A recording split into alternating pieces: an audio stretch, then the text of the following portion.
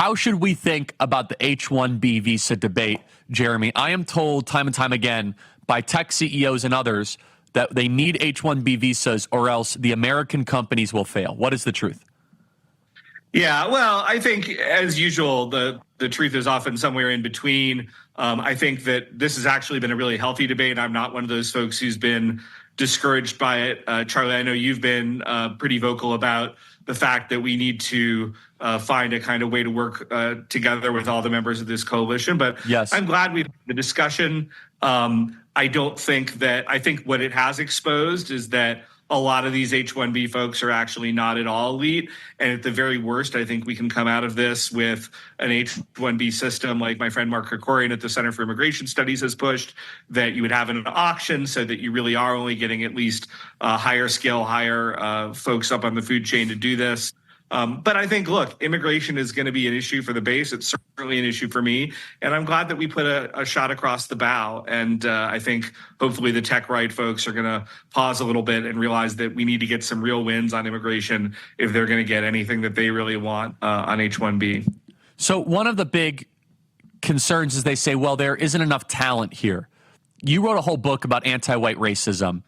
One of the reasons why there might not appear to be the talent that they might want is that we've done quite a heck of a job of tamping down potential excellence in the majority of the country, which is white America. Can you connect those two on how anti-white racism is actually connected with the H-1B debate? No, absolutely. And in fact, I have a whole chapter in my book that's essentially on Silicon Valley and what happened here. And I've got a subsection to that chapter called the H-1B scam that kind of goes into this a lot. So I think you've got all sorts of concerning things happen. You have a lot of ethnic nepotism in hiring going on once you get whites kind of getting shoved out of these processes. You get white middle Americans often not even kind of being in the position set where they're considered. Often that's a public school system failure. So it's a whole bunch of things. But you've also had, over the last few decades, you've had a net white flight from Silicon Valley that we haven't talked about. It hasn't just been a question of, oh, we've brought in all these great immigrant engineers and everybody's living happily ever after. It's that we've changed the country in that area so dramatically that the people who used to live there have kind of gone elsewhere, despite the huge economic opportunities. And I don't think that, in an unrestrained way at least, that's something that we want to repeat in the country as a whole. Yeah, and so talk more about in your book how systemic this is, and what can President Trump do now with his victory to legislatively or through executive order, executively fix the entrenched anti-white racism within public policy in this country?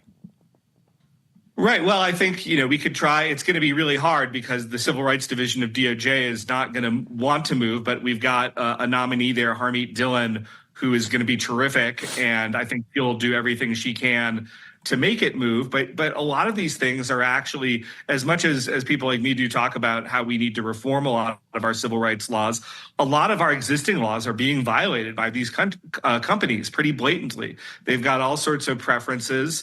And Mark Andreessen, who's sort of been a tech ally of the right, has been talking about this recently. They've got all these companies that are just doing racially preferential things that damage white people that are not allowed under current law. And so I think if we go after these guys, that's going to help a lot.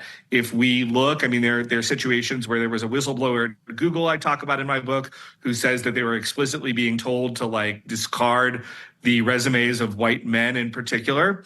You get a couple of painful civil rights decisions against these guys, and you're going to get different outcomes. So I think there's a lot that Trump can do just with the executive branch. And if we can do things with laws, that's obviously great as well. But that's always a heavier lift than just using the powers that we are going to have walking in the door. Talk also about the education system as well. Foreign students taking American spots. This is a major problem. Please talk about that. Yeah, certainly I spent 14 years at Stanford, and we saw this where you in engineering particularly, you had just all of these spots being taken by foreign grads. there's a number of problems with that. And of course, in a place like Stanford, look, I mean, these guys were really smart, certainly at the top of the level. These were the sort of 0.1% that everybody talks about. But I'll tell you, and this was not something that Stanford, I think, has talked about publicly, but nobody put me under an NDA, so I'll talk about it. I can tell you that among our engineering and science profs, there was real concern about espionage, particularly from China, among some of these graduate students. And there were in fact departments and programs where there was sensitivity about even having graduate students from some countries. So there is there is some awareness, even among these top universities, about what is going on, but there's a reluctance to talk about it. And we're also boxing out our own people. And I think part of the really good discussion that's come out of our side is that we're not just having some sort of war of all against all, where every native-born American should, have to work 80 hours a week to compete with some foreigner. We should unapologetically significantly favor our own citizens. That's not woke. It's just common sense. So yeah, and it's not racist. It's just the way that the country should operate.